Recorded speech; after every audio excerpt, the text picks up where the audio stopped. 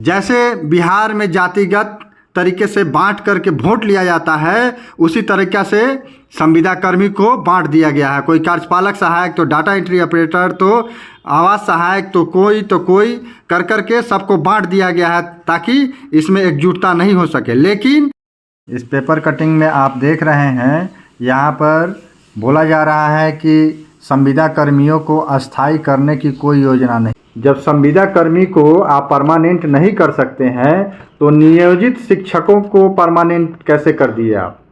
क्या उन्हें परमानेंट के तौर पर परीक्षा लेकर बहाल किया गया था? नियोजित शिक्षकों की बहाली पंचायत के मुखिया के द्वारा किया गया था। उन लोगों को जब राज्यकर्मी का दर्जा दिया जा सकता है, तो बेल्ट्रॉन के कर्मी, डाटा एंट्री ऑपरेटर, प्रोग्रामर जो सीबीटी और टाइपिंग परीक्षा पास करके आए, सभी विभागों में कार्यरत हैं और इतना दिन से उनको अनुभव प्राप्त है, तो उन्हें परमानेंट क्यों नहीं किया जा सकता? मेरा इसमें अपना कहना है कि जैसा कि योजनाबद्ध तरीके से उनको परमानेंट किया गया और वो लोग बहुत संघर्ष किए, परिश्रम किए, तब जा कर के हुआ।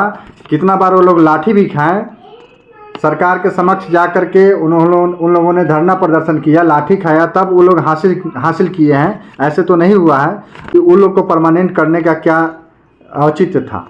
ये जो है सिर्फ वोट के कारण आप अगर देखेंगे तो हो सकता है, क्योंकि जब आप नियोजित शिक्षक को परमानेंट कर सकते हैं, तो संविदा कर्मी को क्यों नहीं कर सकते? क्योंकि वो लोग जो भी है एग्ज़ाम दे करके तो पास हुए नहीं थे। उन लोगों की संख्या जो है बिहार में 4 लाख थी, ठीक है। 4 लाख शिक्षकों को जब आप राज्यकर्मी का दर्जा दे दिए, तो इन लोगों को क्यों नहीं दिया जा सकता है? क्योंकि वो लोग न तो पहले एग्ज़ाम दे करके आए थे, न कुछ, ऐसे ही सिर्फ जो है वो लोग को मैट्रिक के मार्कशीट के आधार पर बहाल कर लिया गया था। मैट्रिक इंटर के मार्कशीट के आधार पर बहाल कर लिया गया था, कोई बिना एग्ज़ाम लिए, ठीक है। तो जबकि जितने भी बेल्ट्रॉन कर्मी हैं या संविदा कर्मी अभी काम कर रहे हैं, सभी जो है एग्ज़ाम पास करके आए हैं, और उन लोग को सरकार के द्वारा कहा जा रहा है कि उन लोग को परमानेंट नहीं किया जा सकता है। तो इनको पता है कि 4 लाख शिक्षकों को नाराज करने से सत्ता में बने रहना मुश्किल हो सकता है, और यही हकीकत है।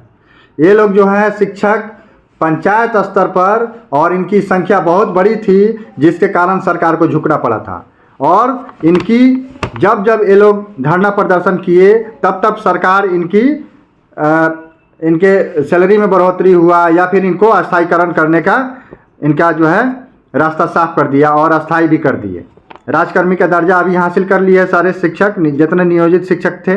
लेकिन याद रखिए, इस बार ऐसे भी आप सत्ता से बाहर जाने वाले हैं, क्योंकि संविदा आउटसोर्स कर्मियों ने यही ठाना है, जितने भी आउटसोर्सिंग कर्मी हैं, इस बार हमने यही ठाना है, इस अंधी बहरी सरकार को सत्ता से बाहर भगाना है। जो हम लोगों को मजबूत करेगा, उसी की सरकार हम लोग मजबूती से बनाएंगे। विधानसभा इलेक्शन से पहले अगर हम लोगों का जितने भी डाटा एंट्री ऑपरेटर, कार्यपालक सहायक और संविदा पर कार्यरत कर्मी हैं, जो आप लोगों ने देखा महाजुटान, जो गांधी मैदान में जो विशाल महाजुटान हुआ था, जितने संविदा कर्मी थे, वही प्रक्रिया फिर से होगा, और सभी संविदा कर्मी को अस्थायी करना होगा, या जो करेगा उसी के साथ सारे संविदा कर्मी, आउटसोर्स कर्मी खड़ा होंगे। इसलिए विधानसभा इलेक्शन से पहले जितने भी आउटसोर्स कर्मी हैं, संविदा कर्मी हैं, इनका सेवा समायोजन नहीं किया गया, तो याद रहे विधानसभा के इलेक्शन के बाद सत्ताधारी सरकार को विपक्ष में बैठाने का पावर भी जनता का ही होता है। और अगर आप इस बार सत्ता में हैं और एकदम स्पष्ट कर रहे हैं कि संविदा कर्मी को अस्थायी करने की कोई योजना नहीं है, तो याद रखिएगा, यही कर्मी आपको विपक्ष में बैठाएगा, तब आप लोग आवाज़ उठाइएगा कि संविदा कर्मी को अस्थायी करिए। अब जैसा कि इस पेपर कटिंग में आप देख सकते हैं क्या लिखा हुआ है, हम पढ़ के बता रहे हैं, देख लीजिए। संविदा कर्मियों को अस्थायी करने की कोई योजना नहीं है, ये सरकार के द्वारा कहा जा रहा है। प्रभारी मंत्री विजय चौधरी ने विधान परिषद में उठे सवाल पर दिया जवाब। इनका कहना है कि संविदा कर्मियों को अस्थायी करने की सरकार के पास कोई योजना नहीं है। अगर कर्मियों को कहीं न्यूनतम मजदूरी से कम पैसे मिल रहे हैं तो इसकी सूचना पर सरकार कार्रवाई करेगी। विधान परिषद की दूसरी पाली में बुधवार को ध्यानाकर्षण के तहत पूछे गए सवाल के जवाब में प्रभारी मंत्री विजय कुमार चौधरी ने ये बातें कहीं।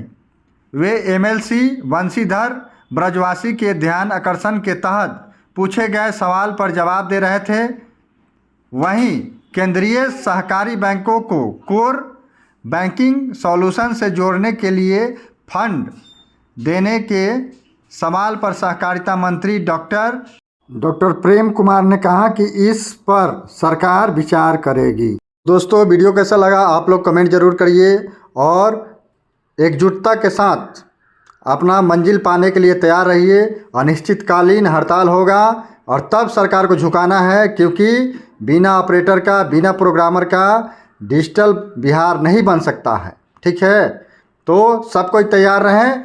और जैसे बिहार में जातिगत तरीके से बांट करके वोट लिया जाता है, उसी तरीक़ा से संविदा कर्मी को बांट दिया गया है। कोई कार्यपालक सहायक तो डाटा एंट्री ऑपरेटर तो आवास सहायक तो कोई कर करके सबको बांट दिया गया है, ताकि इसमें एकजुटता नहीं हो सके। लेकिन जब तक सब कोई एकजुट नहीं होंगे तब तक सरकार आप लोगों की बातों को नहीं सुनेगा। इसलिए एकजुट हो करके जितने भी संविदा कर्मी हैं, जिस भी विभाग में हो, चाहे उनका सैलरी कम है ज़्यादा, उससे मतलब नहीं है, एकजुटता के साथ खड़ा होइए और सेवा समायोजन या परमानेंट करने की मांग रखिए सरकार से।